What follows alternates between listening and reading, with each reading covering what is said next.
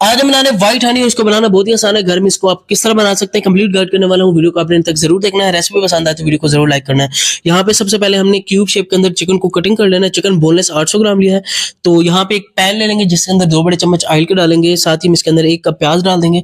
इसके अंदर half table spoon लहसुन का पेस्ट भी है, तो इसको हम अच्छे से फ्राई करेंगे। साथ इसके अंदर चिकन डालेंगे। चिकन हमने अच्छे से फ्राई करना है। साथ ही इसके अंदर हम डालेंगे कुछ स्पाइसेस। हाफ टेबल स्पून नमक है, 1 टेबल स्पून जीरा है, 1 टेबल स्पून काली मिर्च है, 1.5 टेबल स्पून इसके अंदर कुटा हुआ धनिया है। इसको अच्छे से हम भूनेंगे।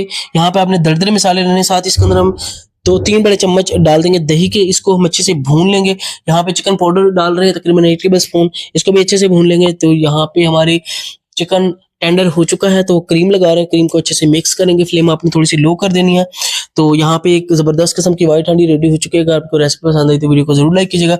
अगर चैनल पे नहीं है तो चैनल को सब्सक्राइब करें। Thank you so much. Take care.